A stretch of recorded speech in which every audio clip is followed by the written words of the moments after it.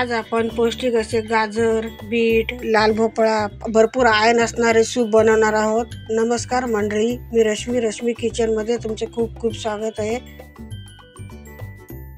मी आता हे tomato, bit, लाल भोपळा आणि गाजर घेतला आहे। त्याबरोबर बडीशेप, लवंग आणि दालचिनी घेतली।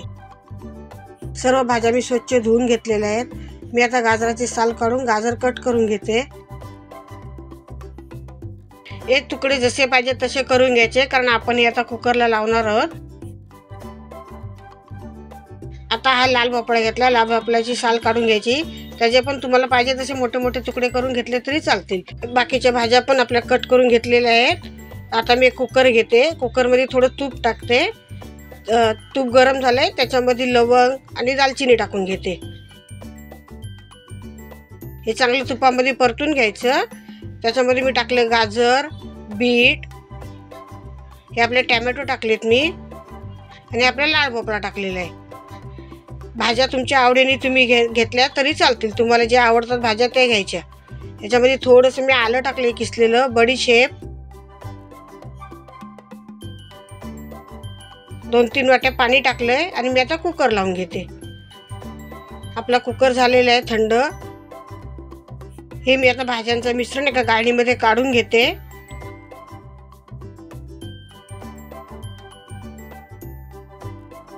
आणि थोडंसं स्मॅश करते, पण हे मी आता मिक्सरला टाकून घेणार आहे। एकदमच थंड होऊन द्यायचं। थंड झालं की आपण मिक्सरला याला एक फिरून घ्यायचं। याच्यामध्ये मी तुळशीची पानं टाकलेली आहेत थोडी, आणि आपल्या भाज्यांचं जे पाणी उरलं होतं तेच मी त्याच्यात टाकलेलं आहे, आणि मिक्सरला अशी पेस्ट करून घेतली त्याची। याच्यामध्ये आपलं उरलेलं पाणी होतं सगळं, ते पण सगळं टाकून घेतलं मी भाज्यांचं। एकदम सगळं मिक्स करून घेते आणि गाळणीमधून गाळून घ्यायचं। गाळणीमधून गाळून घेतलं की काय टोमॅटोची साल किंवा काय बी वगैरे असेल ती राहते, आणि खाली आपला सूप चांगला तयार होतो।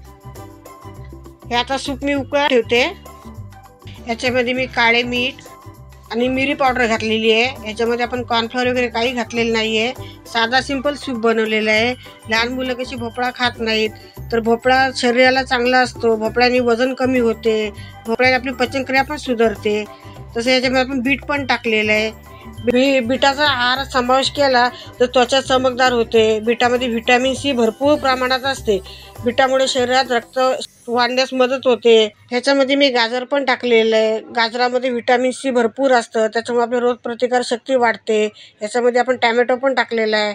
टोमॅटोमध्ये पण भरपूर व्हिटॅमिन असते। तुम्हाला माझी ही साधी सोपी सुपाची रेसिपी कशी वाटली ते कमेंटमध्ये सांगा, आणि माझ्या चॅनलला लाईक करा, शेअर करा, सबस्क्राईब करा। धन्यवाद। जय श्री कृष्ण।